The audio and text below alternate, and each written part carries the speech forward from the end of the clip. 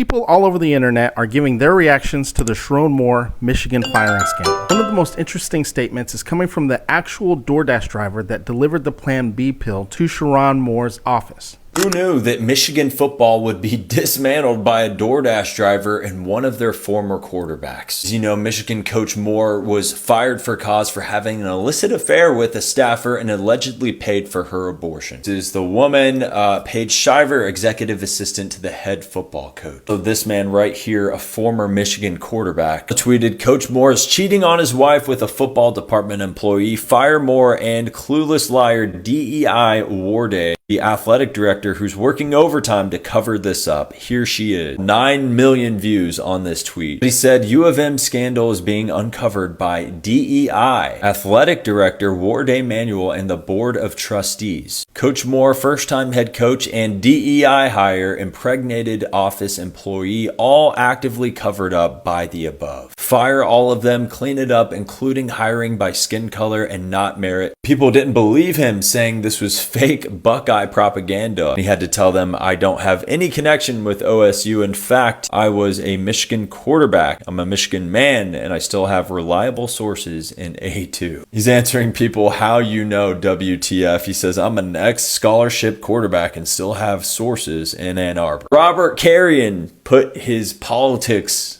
above his alma mater. Thank you, Robert Carrion. Is an Ohio State fan. Scott Hughes reports the University of Michigan's investigation into Coach Moore's inappropriate relationship began shortly after they received an anonymous tip from a DoorDash driver, which stated he personally delivered Plan B to Moore's office. But this story has so many different layers to it that people are asking, did Michigan already know? And if so, when did they actually find out? In college football circles, this was not a closely held secret. There was a lot of smoke, a lot of innuendo, but you all aren't in the business of reporting that. So I guess what I'm going to ask as it relates to this dismissal and the investigation is, when was it that Michigan really felt like they might be in the business of needing to find a new head coach? The fact that the college football world knew about this is not surprising. These affairs are going on all the time. And I'm not being hyperbolic. It's happening all the time. And the media constantly knows about it. And the organizations constantly know about it. So the athletes that you're seeing get on and sort of a virtue signal about how he's really let his family down, and he's really, a lot of that is just them putting on a performance for their families. They've kept quiet about these kinds of things happening when it's their teammates or their coaches or somebody in their organization or whatever else. What is unique is Sherrone Moore's response to it. Threatening violence to himself and others. Like that part is unique. When Dan Wetzel says that they just started an investigation in the last week or so after the Ohio State game, that's whatever. You're right about if he was performing better at Michigan, I don't know if this happens. Mm-hmm. They may sweep this under the rug. Inappropriate relationship, we're going to suspend you for whatever, but they're dead wrong for having them kids sign there. They was recruiting my nephew, offered him all kind of money. If I'm Bryce Underwood, I'm up out of there. Mm-hmm. We done gave this man all this money to turn around and hand the ball off 35 times a game, scared to throw it. Mm-hmm. But I don't feel sorry for Sherrone Moore. Why would I? Why would I? Not him. It's the wife I feel sorry for. The kids? Yeah. And the wife. I feel sorry for the kids. Yeah. Because... You didn't mention the wife. I feel sorry for the kids. Uh-oh. Oh, snap. She's an adult. They innocent. Like... She understands her husband. You know who you married. Nope. And so the adults, I don't feel sorry for no adult involved. I feel sorry. The woman that he was messing with, you ain't know he was married? You ain't meet his wife? Bro, they follow each other on social. That's what I'm saying. Wait. One perspective on the Sherrone Moore situation, because I'm shocked, but the more that I read and listen to, it sounds like people in the know are not shocked. People in the know knew this was going down for a few months. I was a player on the 2015 USC team that let Steve Sarkisian go midseason for cause. And the one thing that people underestimate in this is a college football head coach is the one position in our society, maybe outside of the president of the United States, which I'm not trying to get political here, but the one position where everyone around the head coach is incentivized to see them have success. And you might be like, well, Max, what about the CEO of a company? No, because if a CEO of a company gets fired, the next man up directly benefits because that CEO got fired. That's not the case for an offensive or defensive coordinator, because one, if they tattle, they're viewed as going above their head coach's head. So you never want to do that. But even if they get the interim job, more often than not, the school brings in a new staff, so then their career is screwed. So no coach is incentivized to say anything about the head coach. No player is incentivized to ever say anything about the head coach, because they get one crack at their college football experience. If the head coach fails, that directly screws up their college football experience. No administrator or athletic director is ever incentivized to, get a head coach in trouble, because that makes them look bad. They're the one that hired the head coach. And so it creates this system around the head coach where, in a weird way, they can kind of be on an island by themselves. And The whole Sherrone Moore firing is actually insane. Now, Sherrone Moore was fired from Michigan yesterday, but there is legitimately a whole backstory to this firing. Now, it is speculated that this firing came after the school found out that he was having a full-on affair with the administrative specialist. And honestly, we probably shouldn't be surprised, and we probably should have saw this coming, because her salary legitimately doubled in 1 year from 2023 to 2024. But it doesn't just stop there. The college apparently knew all this was going on, but they did not want to make any of this public until after National Signing Day. And Sherrone was also saying that he would endanger himself and others after all this was found out. I think Michigan football at this point needs to be looked into, because, man, there are a lot of cheaters coming out of this place. No wonder Harbaugh got out of there as quick as possible. I believe at this point, all this will affect the college from a recruiting standpoint, because there is something fishy going on at this school. Sherrone Moore has now been arrested and obviously is no longer the head coach at Michigan. There have been talk and whispers about this for weeks, if not longer. This is not something that surprised a lot of people around the Michigan football program. Shannon Sharpe, who was not only fired but also went through his own scandal, gave his perspective on the situation. I can imagine 6-7 months ago I went through something very similar, so I know what that storm is like. Yes, sir. And unless you've been in it, that's why when people say, this is what I would do, you don't know what you would do until you in it. Until you're in that pressure cooker, until you in the eye of the storm. Yes, sir. Until you in. Okay, you and I have had a conversation. So yes, I know. Mm-hmm. To be in that storm, and Crazy. to know everybody know everything that you worked your entire life for. Mm-hmm. You feel it like it's crumbling right before your eyes. I mean, everybody look. It's kind of it. Look, and I understand the situation, but if you're married and you engage in an inappropriate relationship, why would you do that? You married. Everybody always say, well, why would you do that? Why would you do that? Well, if you thought you was going to get caught, if you thought something was going to go wrong, you wouldn't do it. I actually think that we are just scratching the surface on this situation. I actually think that there are more stories that are going to come from this. But what do you think? Let me know your thoughts in the comments below. Jasmine Crockett announced in a campaign launch video, laced with insults from Donald Trump, that she is running for U.S. Senate. How about this new one they have, their new star, Crockett? How about her? She's the new star of the Democrat Party, Jasmine Crockett. They're in big trouble. But you have this woman, Crockett. She's a very low IQ person. I watched her speak the other day. She's definitely a low IQ person. Crockett! Oh, man, oh, man. She's a very low IQ person. Somebody said the other day she's one of the leaders of the party. I said, you got to be kidding.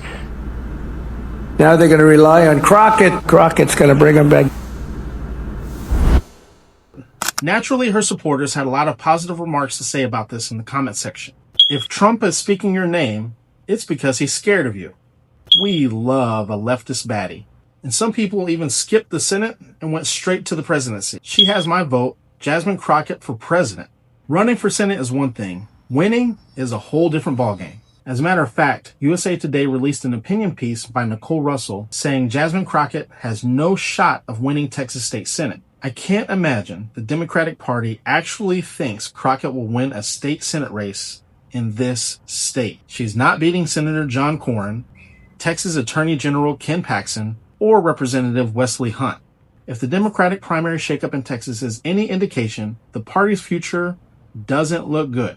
And the reactions from people on social media was kind of mixed. We are watching in real time the way that this country forces black women to uphold a higher standard and forces them to meet higher requirements in order to see support when running for political office. This is the exact same thing that happened to Kamala Harris. This is why women like Michelle Obama have said that they're not going to run for political office. And this is what's happening to Jasmine Crockett right now, where one vote that she has made in her time as a representative is enough for a lot of white leftists to say, oh, can't support her. She's not a good progressive. I'm seeing people who are saying that she's not a progressive, despite the fact that she's been fighting for marginalized groups the entire time she's been in office. She's been fighting for working people the entire time she's been in office. And by every metric, she's a fantastic candidate. She's willing to get in Republicans' faces and call them out on their bullshit and on their hypocrisy. She's not afraid to mix it in with them. She's incredibly outspoken. She's incredibly intelligent, incredibly well educated. By every metric, she is the perfect candidate that you want to see when you want progressive candidates, when you want more progressive candidates to run. But I'm watching so many leftists who are seeing one vote that she has made and saying, oh, can't support her. She's done the unspeakable thing. She's done the unforgivable sin, and that unforgivable sin is voting for one bill that was going to help that country down there in the Middle East that I can't say. Even though they're perfectly willing to forgive other progressive candidates who just so happen to look like me for doing similar things or saying similar things to her. But no. A black woman saying it? Nope, can't do it. That's an unforgivable sin.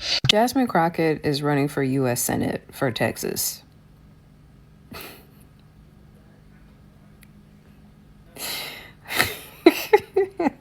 I have to laugh because talk about a politician that doesn't know how to read the room. She can't read the room. Like, come on, bro. You lost your congressional district. And now you want to run for Senate? Dude, Texas is red to the bone. Red. But okay. Sure. Really excited to talk about this as a Texan. Jasmine Crockett is running against James Tallarico for the Democratic primary for Texas Senate, and I think there's a lot of information that's coming out, so I really want to dive into this. The first thing I want to talk about is there has been a lot of anti-primary sentiment. I'm already seeing a lot of conversations around why is Jasmine Crockett running, or why is James Tallarico running? And what needs to be said is that this is our opportunity to make demands of our politicians. Because this is a primary race for the Texas Senate, that means that one of these two will represent Texas in the national level. That means we get to make demands of both of them before they hit before they run against John Cornyn, whose seat they're running for. Now, the two biggest criticisms that I'm seeing from both of them is one, that James Tallarico does not have the ability to bring about a diverse crowd. I will say, as somebody who's attended many of his events that he's hosted in Austin, he's come here frequently. I've had the ability to attend through my university, and he has announced his candidacy for this position before Jasmine Crockett. They've been very diverse crowds. I'm not gonna hold you. They've been pretty diverse crowds, especially for a state like Texas, especially when he's pushing a lot of anti-establishment politician, a lot of anti-PAC money. He is specifically talking about going after billionaires, specifically Elon Musk. This is very particular to Texas because of Elon Musk's role in the finances of Texas. But that has been part of his biggest criticism. While Jasmine Crockett, part of her biggest criticism has been her support of Israel. Now, I will say I don't believe she's taking any PAC money, but she has supported Israel in her votes. But that's the unique opportunity we have here because of the primary process, is to demand things from our politicians. If you are a Texan who feels like any one of the issues that these two are representing aren't enough for you, push them on it. Go to their town halls that they host. Go to these events and say, why do you support X, Y, or Z, and I want to see something different. Or make videos about it. I think you guys don't realize how effective social media has become in pushing these candidates to do what you want them to do. But what do you think? Can Jasmine Crockett beat not only James Tallarico in the primary, but ultimately win the U.S. Senate? Let me know your thoughts in the comments below. Are people gatekeeping healthy relationship advice? It's also on the internet. It said happily married people will always gatekeep because if they told you the things they do, you'll call the women pick-me's and the men's simps. And it's true. I get called a simp all the time. And I am. I'm simply in love. I'm simply happily married. I'm simply with my best friend, the love of my life. And what you call me don't impact me. And I learned that before social media. I remember in a marriage class at my church, I'm talking about year one, I had, shared that Melissa paid the bills. Because I had paid the bills by myself when I lived in my own apartment. But when we got together, it was my bills plus her bills plus the house bills. And I was getting flustered. I was like, ooh, And I was like, listen, I'm gonna just put the money in the joint account. You take care of the bills. She was like, bet. And she did it. I remember I was talking about that. One of the deacons was like, you ain't no real man if you don't pay no bills. That was the first simp. You ain't no real man. You ain't no real man if you don't pay the bills. When I came back from Nam, I paid all the bills. And I said, yeah, you right, Deke. And went home and did exactly what I was doing. Because the truth is, what worked in his household, worked in his household. What worked in mine, worked in mine. And Most of you already know KevOnStage, and as soon as he posted this video, I went straight to his comment section. Thanks for sharing this, because social media is getting wild nowadays. People wanting stuff without knowing what marriage really is. My wife pays the bills. I hate math, and she's great at it. It just makes sense. We definitely gatekeep because it ain't nobody's business but ours. When I went down the wormhole, I found out that there were a lot of people who felt the exact same way. So I saw a creator on here talking about and asking, why do happily married couples, happily married women gatekeep their marriages? And I'll say this year my husband and I will be married 15 years. And I know for me personally, I started to gatekeep my marriage when the continuous comments about us not really being happy, people asking, are you sure you're happy? I had an older woman a year or so into our marriage ask if we're still happy. And I said, yes, we are. We love each other, blah, blah, blah. And she was like, we'll see. Also, I have a YouTube channel, and we started vlogging our journey, being married, also believing God for children, and the comments that were coming from people that we knew, unfortunately, was not quite nice. We found out that we were the topic of some group chats. And also, like, oh, there's no way they're that happy, blah, blah, blah. I remember my husband bought me a car. That was a conversation, all those things. And so eventually we started to just close up. We started to keep things to ourselves, and because it honestly, it was very discouraging. It wasn't fun. Like, you're supposed to celebrate happiness and marriage and all those things. And, when you're constantly hearing conversations or whatever about, they faking, they such and such, they blah, blah, blah. It's like, you're like, you know what? All right, let me just stay here in my bubble. So yeah, we gatekeep. We definitely gatekeep. I know now, as we've gotten older, we do share things here and there because we're both on social media. And, I think it's important to show healthy relationships, healthy marriages, healthy, happy families. But there are certain things that we still gatekeep because people are weird. And some people are just very unhappy in their relationships and the things that they don't have or they wish they had. So instead of celebrating, they choose to comment negatively. So, I gatekeep a little bit. We gatekeep a little bit. But, we're finding that balance again, of course, to show, that there are happy marriages out there. So 15 years in, and that's my best friend. The reason why you don't hear about healthy relationships anymore is because of the fact that those of us in healthy relationships ain't got shit to say to y'all. Because anytime we tell you what we do for our husband or what our husband does for us, y'all look for any reason to try to come up with some type of excuse or some type of narrative that we're being controlled or that we're not really happy or I would never do that. It's exactly why your miserable ass is still single, and exactly why no matter who you try to date or what you try to date, you still end up unhappy because you have this long list of what you feel like is supposed to come from a relationship, yet you don't want to be able to, like, you just want to be on the receiving end. Relationships are give and take. I can't remember the last time that I did laundry. But I will be out here taking the trash out because I don't give a fuck. I would rather take the trash out than to be downstairs doing laundry. I don't want to. I don't like laundry. But if I tell y'all, oh, yeah, I take the trash out. What? You take the trash out? You're a woman. You shouldn't be taking out the trash. That's a man's job. Your man does the laundry? You should be doing that. You're the woman. Like, when it comes to a healthy relationship, there is no gender roles. I do what I want to do and he does what he wants to do. And it ends up working out together because I do. And it just so happens that what he doesn't like to do, I don't mind doing. But what do you think? Is it a good idea for couples to gatekeep information that keeps their relationship healthy? Or is hiding your relationship a red flag? Thank you very much for watching. If you enjoy this type of content, be sure to subscribe to the channel, hit the bell notification so you're notified each and every time I upload a new video. I upload new videos to this channel every Monday, Wednesday, and Friday. With all that being said, thank you very much, and I will see you in the next video. You guys have a good one.